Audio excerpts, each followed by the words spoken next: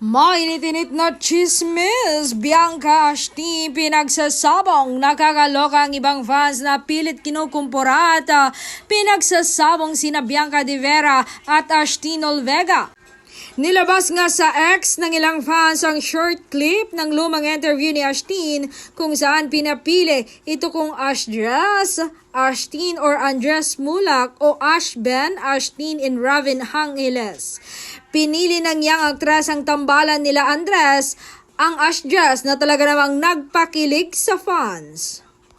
Sa nasabing post sa X ay nakatag nga si Bianca na sana raw ay maging katulad ni Ashti na may lakas ng loob na mamili kung sino kina Dustinio o Will Ashley ang mas matimbang para sa kanya. Include ko na si Ashtin.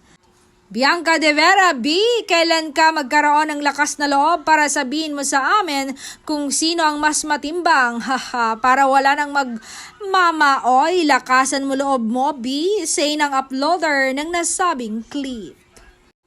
Tuwang-tuwa ang Ashtin fan sa pagbida sa lakas ng loob kanilang idol. Pero may isang Ashtin fan naman na pinagtanggol si Bianca. Say nito, what is your problem? Is it Bianca's fault that fans from both sides are loud in their director's so potential? Is it her fault that the industry wants her in a love team?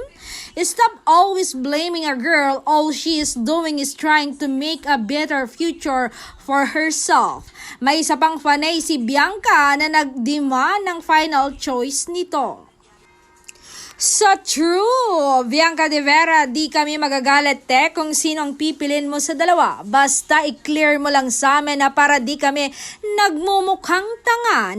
Nakakaloka talaga maski anong decision ni Bianca ay tsak na may fandom na magagalit o magtatampo.